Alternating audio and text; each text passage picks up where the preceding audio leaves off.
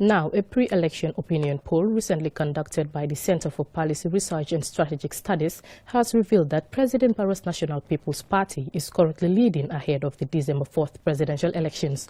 More in this report by Ansumana Iswanyasi. Conducted in August, this survey covered data on political and development issues and what the electorate thinks about elections and electoral reforms, voting, peaceful elections, and the impact of COVID-19 on the upcoming presidential elections. Having covered over 900 respondents in 34 districts across all regions in the country. The separate survey revealed that 89% of the respondents are of the view that the recent voter registration exercise was conducted fairly and expressed confidence in the process. The opinion poll results also revealed that about 40% of the registered voters are undecided as to who they will vote for in December's presidential election.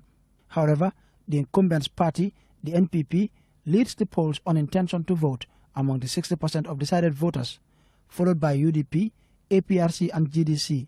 NPP head the poll with 29%, the UDP on 13%, with GMC ranked lowest in the poll with less than 1% of respondents listing them as a preferred choice according to the survey.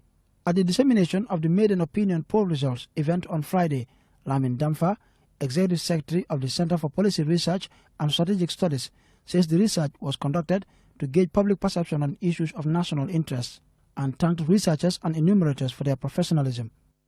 In the Gambia, politicians measure public opinion by gauging applause or crowd counts, or through individual contact or citizen. However, with this opinion poll survey, it can be used to construct a picture of public opinion on issues over time at different intervals, which produces a bandwagon effect. John Charles Njai, chairman of Tango, and Tabu Njai Sar, women's rights coordinator at Action Aid the Gambia, says conducting such surveys shows our democracy is growing. The Tango chairman enjoined separatist officials to remain steadfast. Research, he adds, is important.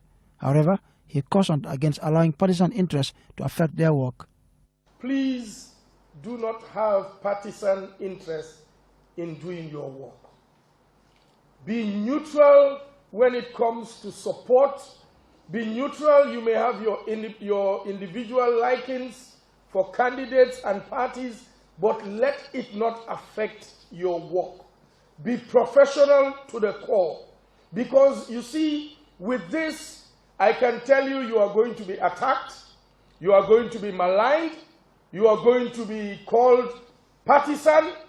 But what I have learned in this little nation of ours is that if everybody tells you you are supporting one party or the other, then you are doing the right thing.